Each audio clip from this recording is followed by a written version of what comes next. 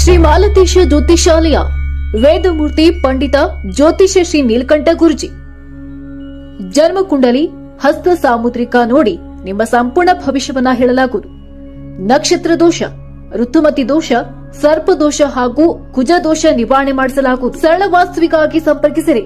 ಇನ್ನು ಭೇಟಿಯ ಸಮಯ 9:30 ರಿಂದ ಮಧ್ಯಾಹ್ನ 2 ಗಂಟೆವರೆಗೆ, ಸಾಯಂಕಾಲ 5:30 ರಿಂದ ರಾತ್ರಿ 9:30 ವಿಳಾಸ: ಶಿವನಾಗ ಬಡಾವಣೆ, 3ನೇ ಕ್ರಾಸ್, ಮನೆ number 79/9, Timsagar road, Banashankari ITI college ಹಿಂದೆ, ಬನ್ನಿ ಮಹಾಕಾಳಿ ಗುಡಿ ಹತ್ತಿರ, ನೇಕಾನ್ ನಗರ್, ಹಳೆ ಹುಬ್ಬಳ್ಳಿ. ಹಣಕ್ಕಾಗಿ ಅಲ್ಲ, ಕೇವಲ ಗುರುದಕ್ಷಿಣೆಯೊಂದಿಗೆ ಮಾತ್ರ.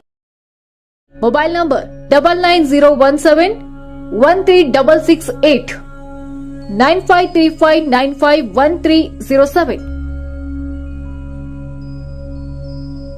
ದ್ವಾದಶ ರಾಶಿಯವರ ವಾರ ಭವಿಷ್ಯ. ಮೇಷರಾಶಿ.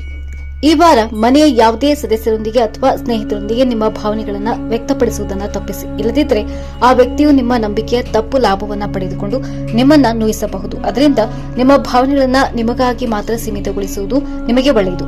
ಈ ವಾರ ಸ್ವಲ್ಪ ಸಮಯದವರೆಗೆ ತುಂಬಾ ಒಂಟಿಯಾಗಿದ್ದೀರಿ ಎಂದು ತೋರುತ್ತದೆ. ಸಹೋದ್ಯೋಗಿಗಳು ಸಹಾಯ ಮಾಡಲು ಕೈ ಚಾಚಬಹುದು, ಆದರೆ ಅವರಿಂದ ಹೆಚ್ಚು ನಿರೀಕ್ಷಿಸಬೇಡಿ, ಏಕೆಂದರೆ ನಿಮಗೆ ಹೆಚ್ಚು ಸಹಾಯ ಮಾಡಲು ಸಾಧ್ಯವಾಗುವುದಿಲ್ಲ. ನೀವು ಸ್ಪರ್ಧಾತ್ಮಕ ಪರೀಕ್ಷೆಗಳಲ್ಲಿ ಯಶಸ್ಸು ಪಡೆಯಲು ಬಯಸಿದರೆ ಈ ಸಮಯದಾದ್ಯಂತ ನೀವು ಕಠಿಣ ಪರಿಶ್ರಮ ಮಾಡಬೇಕಾಗುತ್ತದೆ, ಏಕೆಂದರೆ ಈ ಸಮಯದಲ್ಲಿ ನಿಮ್ಮ ಕಠಿಣ ಪರಿಶ್ರಮದ ಉತ್ತಮ ಫಲಿತಾಂಶ ಪಡೆಯುವ ಸಾಧ್ಯತೆ ಇದೆ. ಅದಾಗೂ ಉನ್ನತ ಶಿಕ್ಷಣವನ್ನ ಪಡೆಯುವಲ್ಲಿ ಕೆಲವು ಸಣ್ಣ ಅಡೆತಡೆಗಳು ಎದುರಾಗಿದ್ದರೂ ನಿಮ್ಮ ಕಠಿಣ ಪರಿಶ್ರಮದಿಂದ ಎಲ್ಲಾ ಸಮಸ್ಯೆಗಳ ಪರಿಹಾರ ಹುಡುಕುವಲ್ಲಿ ಯಶಸ್ವಿಯಾಗ್ತೀರಿ. ಶಿವಾಷ್ಟಕ ಪಾರಾಯಣವು ಶುಭ ಫಲವನ್ನು ತರುತ್ತದೆ. ವೃಷಭ ರಾಶಿ. ಈ ವಾರ ನೀವು ವಿದೇಶಗಳಿಗೆ ಸಂಬಂಧಿಸಿದ ವ್ಯವಹಾರವನ್ನ ಮಾಡಿದರೆ ಅನೇಕ ಹೊಸ ಮೂಲಗಳೊಂದಿಗೆ ಸಂಪರ್ಕ ಸಾಧಿಸುವಲ್ಲಿ, ಅವುಗಳಿಂದ ಆರ್ಥಿಕ ಲಾಭ ಗಳಿಸುವಲ್ಲಿ ಯಶಸ್ಸು ಪಡೆಯುವ ಸಾಧ್ಯತೆ.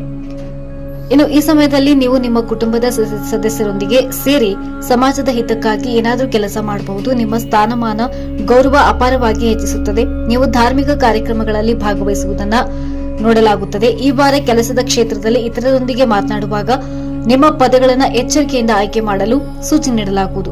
ಪಂಚಮುಖ ಹನುಮಂತ ಕವಚ ಪಾರಾಯಣ ಶುಭ ಫಲ ತರುವುದು. ಮಿಥುನ ರಾಶಿ. ಈ ವಾರ ನಿಮ್ಮ ಮೂಲಕ ಮಾಡಲಾಗುವ ಹಣಕಾಸಿನ ಉಳಿತಾಯದ ಪ್ರಯತ್ನಗಳಲ್ಲಿ ಯಶಸ್ಸು ಪಡೆಯುತ್ತೀರಿ. ಇದರಿಂದ ಸ್ವಲ್ಪ ಅಸಮಾಧಾನಗೊಳ್ಳಬಹುದು.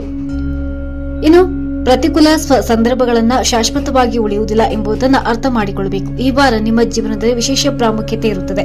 ಈ ಕಾರಣ ಅವರ ಜೀವನದ ಹಲವು ಪ್ರಮುಖ ನಿರ್ಧಾರಗಳಲ್ಲಿ ಸಲಹೆ ಪಡೆಯುವುದನ್ನು ಕಾಣಬಹುದು. ಇದರೊಂದಿಗೆ ನಿಮ್ಮಲ್ಲಿ ಕೆಲವು ಆಭರಣ, ಮನೆಯ ವಸ್ತುಗಳನ್ನು ಖರೀದಿಸಬಹುದು, ಏಕೆಂದರೆ ನೀವು ಬಯಸದಿದ್ದರೂ ನಿಮ್ಮ ಮೇಲಧಿಕಾರಿಗಳು ನಿಮ್ಮನ್ನ ಗದರಿಸುವಂತ ಯಾವುದನ್ನಾದ್ರೂ ಕೂಡ ಮಾಡುವ ಸಾಧ್ಯತೆ.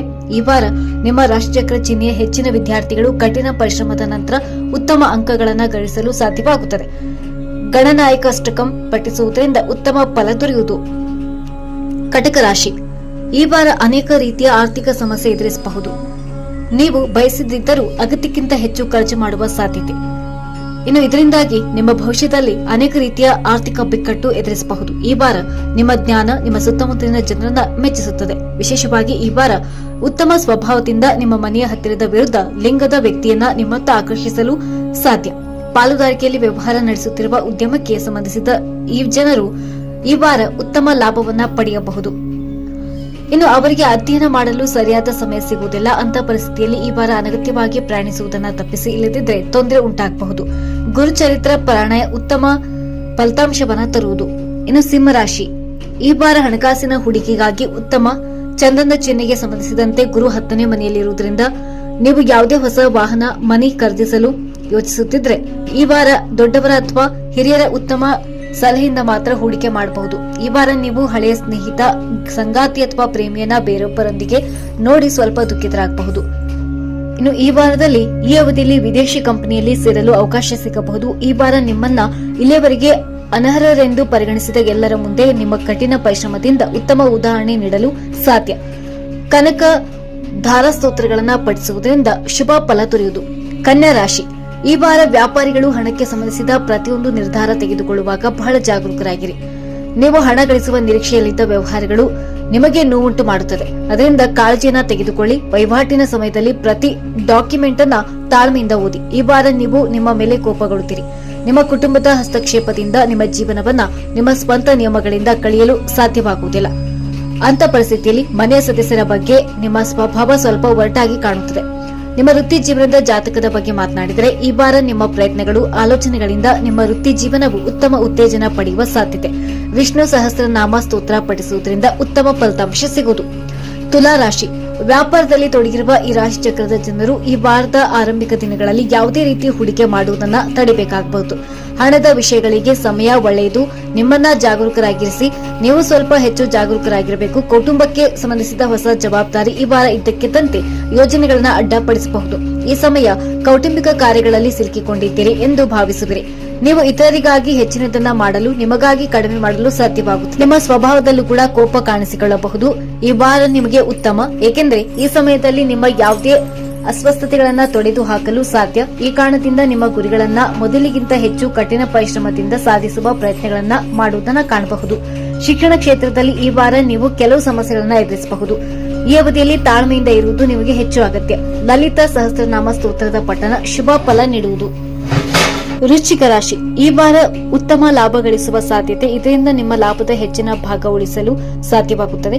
ಈ ಹೆಚ್ಚುವರಿ ಹಣವನ್ನ ರಿಯಲ್ ಎಸ್ಟೇಟ್ ಯೋಜನೆ ಅಥವಾ ಭೂ ಆಸ್ತಿಯಲ್ಲಿ ಹೂಡಿಕೆ ಮಾಡುವ ಮೂಲಕ ನಿಮ್ಮ ಭವಿಷ್ಯವನ್ನ ಭದ್ರಪಡಿಸಿಕೊಳ್ಳಬಹುದು. ಈ ವಾರ ಕುಟುಂಬ ಸದಸ್ಯರು ಮನೆಯಲ್ಲಿ ಕೆಲವು ಬದಲಾವಣೆಗಳನ್ನು ಮಾಡಲು ನಿರ್ಧರಿಸಬಹುದು.